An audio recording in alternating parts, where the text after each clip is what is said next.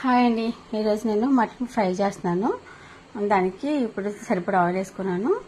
అదిగోండి, కొంచెం పెద్ద ఇలాచీలు 2, చిన్న ఇలాచీలు 3, ఒక దాల్చిన చెక్క, లవంగం మొగ్గ వేసుకున్నానండి. ఫస్ట్ వేసుకుని దీన్ని ఫ్రై చేసుకుందాం. 2 నిమిషాలు ఫ్రై అయిపోగానే పచ్చిమిర్చి, కరివేపాకు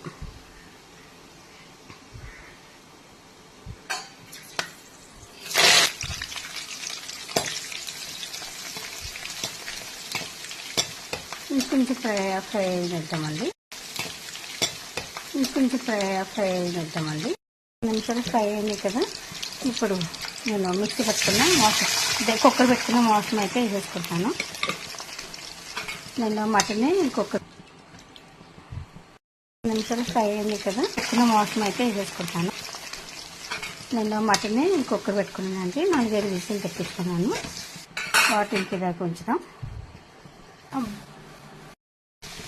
చూడండి, వేసిన వాటర్ అంతా ఇంకింది కదా. దీంట్లోనే ఆనియన్ వేసుకుందాం. ఆనియన్ మీకు నేను ఒకసారి ఫ్రై చేసినప్పుడు కూడా చెప్పాను, ఫ్రై అప్పుడు కూడా కొంచెం గ్రేవీగా ఉంటేనే బాగుంటుందండి. ఇప్పుడు ఇందులో ఆనియన్స్ వేద్దాం.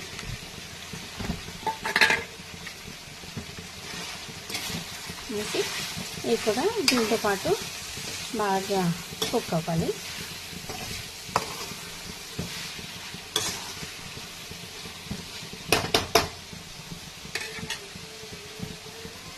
బాగా కుక్ అయిన తర్వాత కుక్ అవనిద్దామండి. ఇదిగోండి, ఆనియన్స్ వేసాం కదా. ఈ విధంగా అయితే చక్కగా దగ్గరికి అయిపోయింది. ఆనియన్స్ కూడా కనిపించట్లేదు కదా, బాగా ఉడికిపోయింది.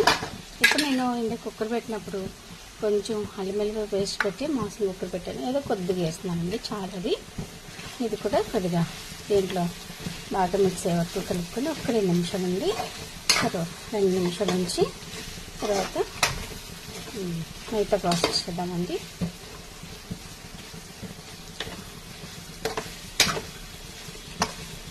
మరి ఎప్పుడు కూడా ఏ మాసం అయినా సరే కొంచెం కుక్కర్ పెట్టుకుని 2-3 విజిల్స్ తెచ్చుకున్న తర్వాతే ఫ్రై చేసుకుంటాను.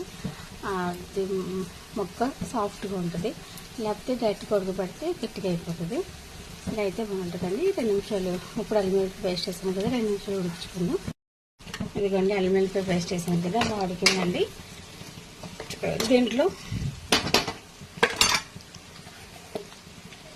సరిపడే సాల్ట్,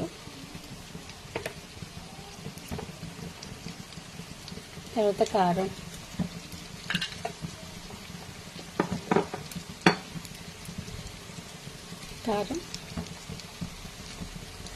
పసుపు వేసి కాసేపు కలిపేసి ఉంచుతాను.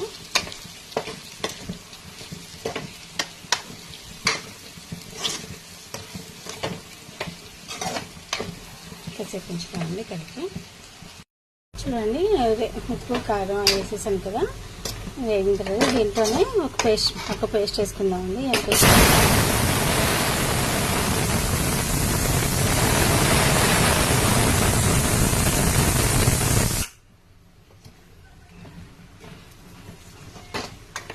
చూడండి, ఇది కూడా బాగా కలుపుకుందాం.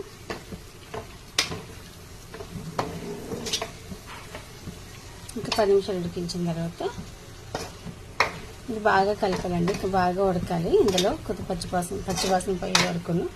అది గసాలు కొబ్బరి పేస్ట్ అండి. బాగా ఉడికిద్దాం. గసాలు పేస్ట్ కొట్టాను కదా, అదే కొబ్బరి గసాలు పేస్ట్ వేసాను కదా, అది వేసిన తర్వాత ఇది 2 నెలలు ఉడికింది. ఫ్రై ఏదైనా కానీ అడుగు పడుతుందండి. వాళ్ళు అనుకుంటూ చేస్తారు.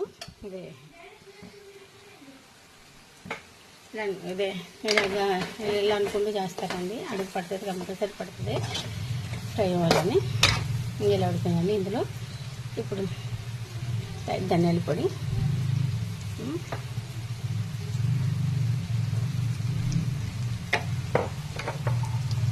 కొంచెం గరం మసాలా పొడి వేసుకొని సరి కలుపుకున్నామండి బాగా.